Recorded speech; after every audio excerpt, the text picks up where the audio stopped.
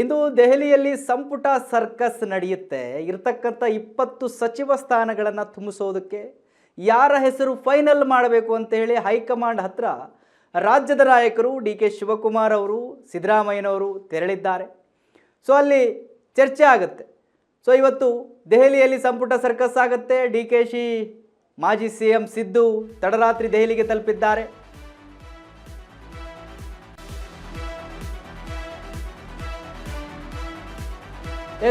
ಇಂದು ದೆಹಲಿಯಲ್ಲಿ ಸಂಪುಟ ಸರ್ಕಸ್ ಇದೆ.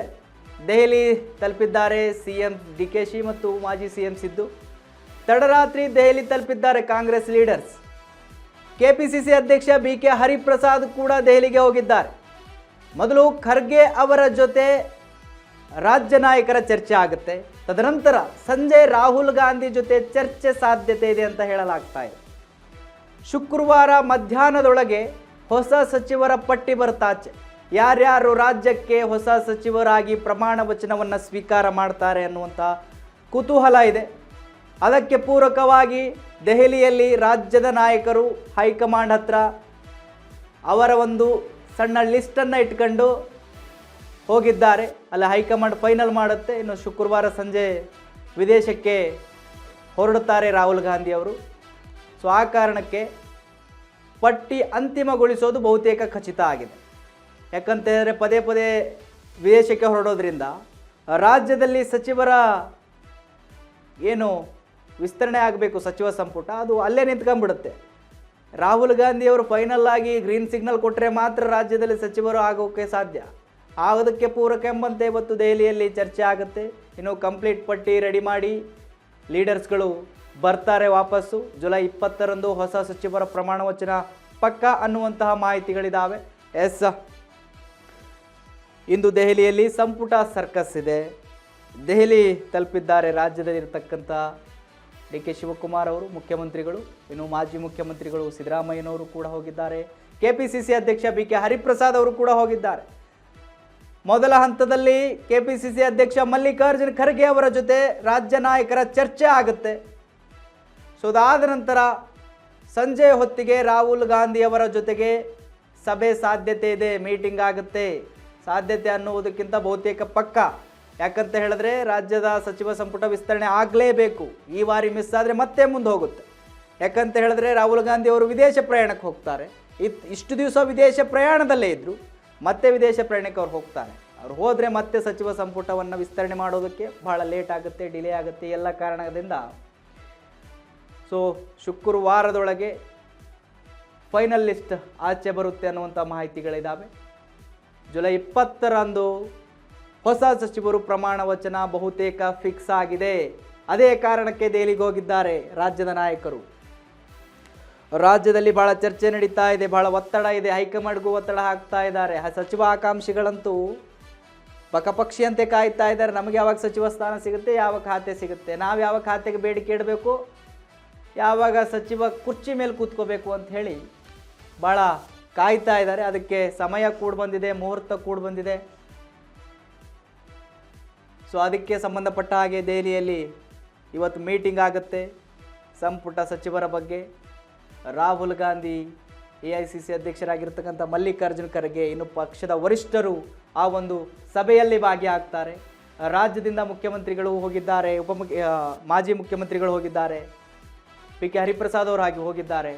ಇವರೆಲ್ಲರ ಸಮ್ಮುಖದಲ್ಲಿ ರಾಜ್ಯದ ಸಚಿವ ಸಂಪುಟ ವಿಸ್ತರಣೆಯ ಮೀಟಿಂಗ್ ಆಗುತ್ತೆ. ವೀಕ್ಷಕರೇ ನೋಡಿ, ಸಚಿವ ಸಂಪುಟ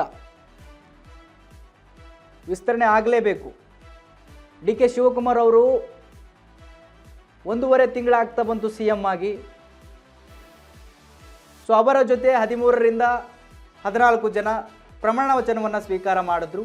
ಅದಾದ ಮೇಲೆ ಇನ್ನು ಉಳಿದಿವೆ 19ರಿಂದ 20 ಸಚಿವ ಕುರ್ಚಿಗಳು ಖಾಲಿ ಇದ್ದಾವೆ, ಸಚಿವ ಸ್ಥಾನಗಳು ಖಾಲಿ ಇದ್ದಾವೆ. ಅದು ಫಿಲ್ ಆಗಲೇಬೇಕು. ಸೊ ಯಾರ್ಯಾರು ಆಗ್ತಾರೆ, ಯಾವ ಭಾಗದಿಂದ ಸಚಿವ ಸ್ಥಾನಕ್ಕೆ ಏರ್ತಾರೆ, ಈ ಸಮುದಾಯವಾರು, ಜಾತಿವಾರು, ಪ್ರದೇಶವಾರು ಇವೆಲ್ಲವನ್ನು ಮನಗೊಂಡು ಆ ಒಂದು ಆಧಾರದ ಮೇಲೆ ಸಚಿವ ಸ್ಥಾನವನ್ನು ಹಂಚಿಕೆ ಮಾಡೋದಕ್ಕೆ ಹೈಕಮಾಂಡ್ ಸಿದ್ಧತೆ ಮಾಡ್ಕೊಂಡಿದೆ ಅನ್ನುವಂಥ ಮಾಹಿತಿಗಳಿದ್ದಾವೆ. ಅಂದರೆ ಯಾವ ಸಮುದಾಯದಿಂದ ಒತ್ತಡ ಇರುತ್ತೆ, ಅಥವಾ ಇಷ್ಟು ವರ್ಷಗಳ ಕಾಲ ಯಾವ ಪ್ರದೇಶಕ್ಕೆ, ಯಾವ ಭಾಗಕ್ಕೆ, ಉತ್ತರ ಕರ್ನಾಟಕ ಭಾಗ ಆಗಿರ್ಬೋದು, ಕರಾವಳಿ ಕರ್ನಾಟಕ ಆಗಿರ್ಬೋದು, ಮೈಸೂರು ಕರ್ನಾಟಕ ಆಗಿರ್ಬೋದು, ಮಧ್ಯ ಕರ್ನಾಟಕ, ಕಲ್ಯಾಣ ಕರ್ನಾಟಕ, ಏನೇ ಕೂಡ ಆಗಿರ್ಬೋದು, ಯಾರ್ಯಾರಿಗೆ ಸಚಿವ ಸ್ಥಾನ ಇಲ್ಲಿವರೆಗೂ ದೊರಕಿಲ್ಲ ಅಥವಾ ಈ ಒಂದು ಸಚಿವ ಸ್ಥಾನದಿಂದ ವಂಚಿತರಾಗಿದ್ದಾರೆ, ಅವೆಲ್ಲವನ್ನ ಪರಿಶೀಲನೆ ಮಾಡಿ ಅದಕ್ಕೆ ಸಂಬಂಧಪಟ್ಟ ಹಾಗೆ ಈ ಒಂದು ಸಚಿವ ಸಂಪುಟವನ್ನು ವಿಸ್ತರಣೆ ಮಾಡ್ತಾರೆ ಅನ್ನುವಂತಹ ಮಾಹಿತಿಗಳಿದ್ದಾವೆ. ಸೊ ನೋಡಬೇಕು ಯಾರ್ಯಾರಿಗೆ ಸಿಗುತ್ತೆ, ಯಾರ್ಯಾರಿಗೆ ಈ ಒಂದು ಆಫರ್ ಸಿಗುತ್ತೆ. ಬಹಳ ಜನ ಆಕಾಂಕ್ಷಿಗಳಿದ್ದಾರೆ, ನನಗೂ ಬೇಕು ಅಂತ ಹೇಳಿ. ಈಗ ಹೊಸದಾಗಿರೋರು, ಫಸ್ಟ್ ಬಾರಿ ಆಯ್ಕೆ ಆಗೋರು, ಮೊದಲೇ ಬಾರಿ ಆಯ್ಕೆ ಆಗಿದ್ದಾರೆ, ಅವರು ಕೂಡ ಒಂದು ಲೆಟರ್ ಕೊಟ್ಬಿಟ್ಟಿದ್ದಾರೆ, ನಮಗೂ ಆಯ್ಕೆ ಮಾಡಿ ಸ್ವಾಮಿ, ನಾವು ಸಚಿವರಾಗಬೇಕು, ನಮಗೂ ಆಸೆಗಳಿದ್ದಾವೆ ಅಂತ ಹೇಳಿ. ಅಂದರೆ ನೀವೆಲ್ಲರನ್ನೂ ಆಯ್ಕೆ ಮಾಡಿ ಅಂತ ನಾವು ಹೇಳೋದಿಲ್ಲ, ಒಬ್ಬರನ್ನಾದರೂ ಆಯ್ಕೆ ಮಾಡಿ, ಕೆಲವರು ಲಿಸ್ಟ್ ಇದೆ, ಒಬ್ಬರನ್ನಾದರೂ ಆಯ್ಕೆ ಮಾಡಿ ಅಂತ ಹೇಳಿದ್ದಾರೆ. ಇದರ ಬಗ್ಗೆ ಇನ್ನಷ್ಟು ಮಾಹಿತಿ ಕೊಡ್ತಾರೆ ನಮ್ಮ ಪ್ರತಿನಿಧಿ ಹರ್ಷಿತ್, ನನ್ನ ಜೊತೆ ನೇರ ಸಂಪರ್ಕದಲ್ಲಿ ಸಿಗ್ತಾ ಇದ್ದಾರೆ. ಹರ್ಷಿತ್, ಹೈಕಮಾಂಡ್ ಜೊತೆ ರಾಜ್ಯದ ನಾಯಕರು ಸಚಿವ ಸಂಪುಟ ವಿಸ್ತರಣೆ ಬಗ್ಗೆ ಮೀಟಿಂಗ್ ಮಾಡೋದಕ್ಕೆ ಹೋಗಿದ್ದಾರೆ. ಸೊ ಮಾಜಿ CM ಸಿದ್ದರಾಮಯ್ಯ ಆಗಿರ್ಬೋದು, ಈಗಿನ CM ಆಗಿರ್ತಕ್ಕಂಥ DK ಶಿವಕುಮಾರ್ ಅವರು ಆಗಿರ್ಬೋದು, KPCC ಅಧ್ಯಕ್ಷ BK ಹರಿಪ್ರಸಾದ್ ಆಗಿರ್ಬೋದು, ಎಲ್ಲರೂ ಕೂಡ ಅಲ್ಲಿ ದೌಡಾಯಿಸಿದ್ದಾರೆ. ಸೊ ಅಲ್ಲಿ ಚರ್ಚೆ ಆಗುತ್ತೆ, ಸಚಿವ ಸಂಪುಟ ವಿಸ್ತರಣೆಯ ಫೈನಲ್ ಲಿಸ್ಟ್ ಬಹುತೇಕ ಖಚಿತ ಆಗುತ್ತೆ. ಜುಲೈ 20ರಂದು ಪ್ರಮಾಣ ವಚನ ಸ್ವೀಕಾರ ಮಾಡೋದು ಪಕ್ಕಾ ಅಂತೇಳಿ ಹೇಳಲಾಗ್ತಾ ಇದೆ. ಏನಿದೆ ಹೆಚ್ಚಿನ ಅಪ್ಡೇಟ್ ಕೊಡೋದಾದ್ರೆ ಹರ್ಷಿತ್? ಶಿವಕುಮಾರ್ ಅವರು CM ಆಗಿ 1.5 ತಿಂಗಳು ಕಳೀತು. ಅವತ್ತು ಏನು DK ಶಿವಕುಮಾರ್ CM ಆದಂತಹ ಸಂದರ್ಭದಲ್ಲಿ ಅವ್ರ ಜೊತೆ 13 ಸಚಿವರು ಪದಗ್ರಹಣವನ್ನು ಮಾಡಿದ್ರು. ಒಟ್ಟು ರಾಜ್ಯದಲ್ಲಿ CM ಸೇರಿ 34 ಸಚಿವರು ಏನು ಆಗಬಹುದಂತಹ ಒಂದಷ್ಟು ಸಾಧ್ಯತೆ ಇರೋದ್ರಿಂದ ಇನ್ನುಳಿದಂತಹ 20 ಸ್ಥಾನಗಳಿಗೆ ದೊಡ್ಡ ಮಟ್ಟದಲ್ಲಿ ಪೈಪೋಟಿ ಇದೆ. ಏನು ಕಳೆದ 15-20 ದಿನಗಳಿಂದಲೂ ಸಹ ಸಚಿವ ಸಂಪುಟ ವಿಸ್ತರಣೆ ಆಗುತ್ತೆ ಅನ್ನುವಂತಹ ಮಾತುಗಳು ಕೇಳಿ ಬರ್ತಾ ಇದ್ದು, ಅದರಲ್ಲೂ ಪ್ರಮುಖವಾಗಿ ಒಂದಷ್ಟು ಹಿರಿಯ ಮತ್ತು ಹೊಸ ಶಾಸಕರು ಹೈಕಮಾಂಡ್ ಮಟ್ಟದಲ್ಲಿ ಒಂದಷ್ಟು ಲಾಬಿಯನ್ನ ಮಾಡಿದ್ರು.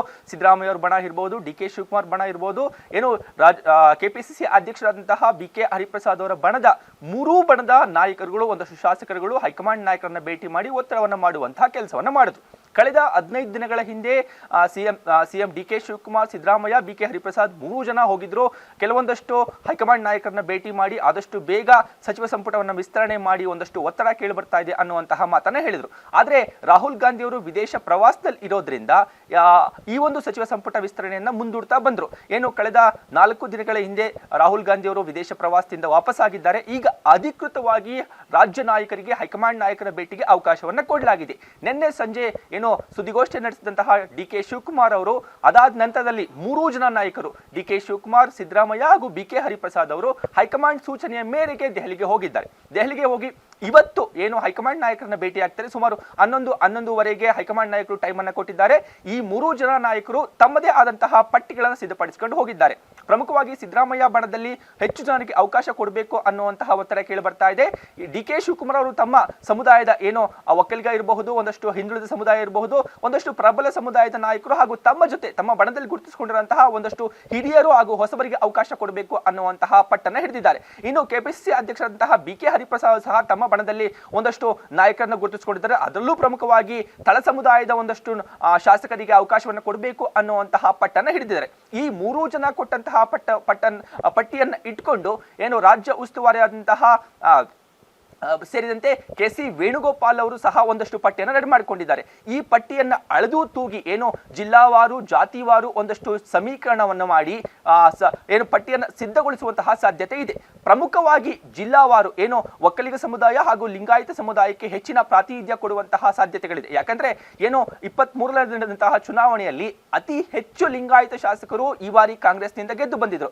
ಆ ಒಂದು ಹಿನ್ನೆಲೆಯಲ್ಲಿ ಅಖಿಲ ಭಾರತ ವೀರಶೈವ ಮಹಾಸಭಾ ಇರಬಹುದು, ಒಂದಷ್ಟು ಲಿಂಗಾಯತ ಸಮುದಾಯಗಳಿರಬಹುದು, ಸ್ವಾಮೀಜಿಗಳಿರಬಹುದು, ನಮ್ಮ ಸಮುದಾಯಕ್ಕೆ ಹೆಚ್ಚಿನ ಪ್ರಾಶಸ್ತ್ಯವನ್ನ ಕೊಡಬೇಕು ಅನ್ನುವಂತಹ ಮಾತನ್ನ ಹೇಳಿದ್ರು.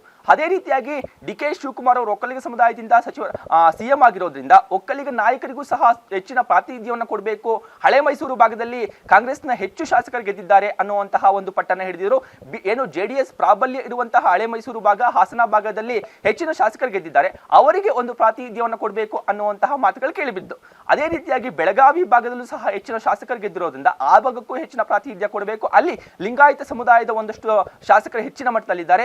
ಏನೋ ಕಳೆದ ಬಾರಿ ಇಬ್ಬರು ಶಾಸಕರಿಗೆ ಬೆಳಗಾವಿ ಭಾಗದಲ್ಲಿ ಸಚಿವ ಸ್ಥಾನವನ್ನ ಕೊಡಲಾಗಿತ್ತು. ಈ ಬಾರಿ 3 ರಿಂದ 4 ಜನರಿಗೆ ಆ ಭಾಗದಲ್ಲಿ ಕೊಡಿ ಅನ್ನುವಂತಹ ಮಾತುಗಳು ಕೇಳಿ ಬಂದಿದ್ದು. ಇನ್ನು ಚಾಮರಾಜನಗರ ಭಾಗದಲ್ಲಿ ಹಲವಾರು ಜನ ತುಂಬಾ ಜನ ಸಚಿವ ಸಂಪುಟದಲ್ಲಿ ನಮಗೆ ಅವಕಾಶ ಸಿಗ್ತಾ ಇಲ್ಲ, ಆ ಭಾಗಕ್ಕೂ ಅವಕಾಶವನ್ನ ಪ್ರಾತಿನಿಧ್ಯವನ್ನ ಕೊಡಬೇಕು ಅನ್ನುವಂತಹ ಮಾತುಗಳನ್ನ ಕೇಳಿಬಿಡುದು. ನಾವು ಒಂದಷ್ಟು ಸಂಭಾವ್ಯರ ಪಟ್ಟಿಯನ್ನು ಗಮನಿಸಿದಾದ್ರೆ ಬೆಳಗಾವಿ ಭಾಗದಲ್ಲಿ ಅಶೋಕ್ ಪಟ್ಟಣ್ ಅವರು ತುಂಬಾ ಪ್ರಬಲವಾದಂತಹ ಆಕಾಂಕ್ಷಿಯಾಗಿದ್ದಾರೆ.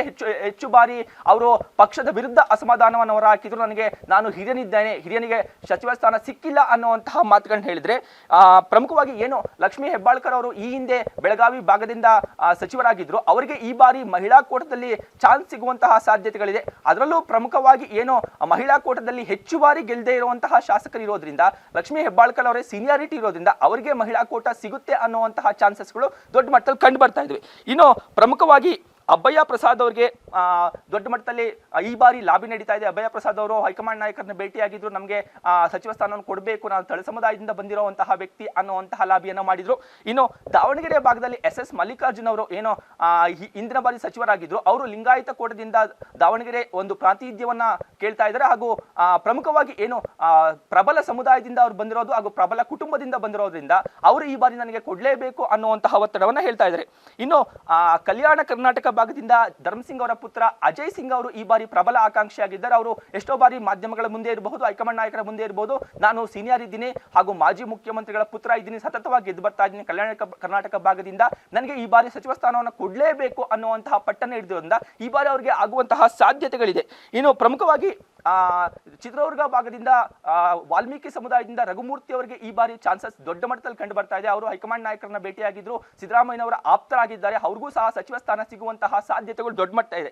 ಇನ್ನು ಪ್ರಮುಖವಾಗಿ ಒಕ್ಕಲಿಗ ಸಮುದಾಯದಿಂದ ಹಾಸನ ಭಾಗದಿಂದ JDS ವಿರುದ್ಧ ತೊಡೆತಟ್ಟಂತಹ ಶಿವಲಿಂಗೇಗೌಡರಿಗೆ ಈ ಬಾರಿ ಜಾಕ್ಪಾಟ್ ಹೊಡೆಯುವ ಚಾನ್ಸಸ್ ಇದೆ. ಅವರು DK ಶಿವಕುಮಾರ್ ಹಾಗೂ ಸಿದ್ದರಾಮಯ್ಯ ಎರಡೂ ಬಣದಲ್ಲಿ ಗುರುತಿಸಿಕೊಂಡಿದ್ದಾರೆ. ಎರಡೂ ಬಣದಲ್ಲಿ ಗುರುತಿಸಿಕೊಂಡು ಏನೋ ಸಚಿವ ಸ್ಥಾನದ ಪ್ರಬಲ ಆಕಾಂಕ್ಷಿಯಾಗಿದ್ದಾರೆ, ಅವರಿಗೆ ಸಿಗುವಂತಹ ಚಾನ್ಸಸ್ಗಳು ದೊಡ್ಡ ಮಟ್ಟದಲ್ಲಿದೆ. ಇನ್ನು ತುಮಕೂರು ಭಾಗದಿಂದ ಷಡಕ್ಷರಿ ಮತ್ತೆ ಗುಬ್ಬಿ ಶ್ರೀನಿವಾಸ್ ಅವರ ಹೆಸರು ದೊಡ್ಡ ಮಟ್ಟದಲ್ಲಿ ಕೇಳಿ ಬರ್ತಾ ಇದೆ. ಷಡಕ್ಷರಿ ಅವರು ಈ ಹಿಂದೆ ದೆಹಲಿಗೆ ಹೋದಂತಹ ಸಂದರ್ಭದಲ್ಲಿ ಅವರು ಸಚಿವ ಸ್ಥಾನ ಕೇಳಲು ಅನಾರೋಗ್ಯಕ್ಕೂ ಈಡಾಗಿದ್ರು, ಅದಾದ್ಮೇಲೆ ಹುಷಾರಾಗಿ ಬಂದ್ರು. ಗುಬ್ಬಿ ಶ್ರೀನಿವಾಸ್ ಅವರು ಏನೋ JDS ನಿಂದ ಹೊರಬಂದು ಏನೋ ದಳಪತಿಗಳ ವಿರುದ್ಧ ತೊಡೆತಟ್ಟಿದ್ರು, ಆ ಒಂದು ಹಿನ್ನೆಲೆಯಲ್ಲಿ ಅವರು ಪ್ರಬಲವಾಗಿ ಆಕಾಂಕ್ಷೆ ಇದ್ದಾರೆ. ಇಬ್ಬರಲ್ಲಿ ಒಬ್ಬರಿಗೆ ಆ ತುಮಕೂರು ಭಾಗದಿಂದ ಸಚಿವ ಸ್ಥಾನ ಸಿಗುವಂತಹ ಸಾಧ್ಯತೆಗಳು ದೊಡ್ಡ ಮಟ್ಟದಲ್ಲಿದೆ.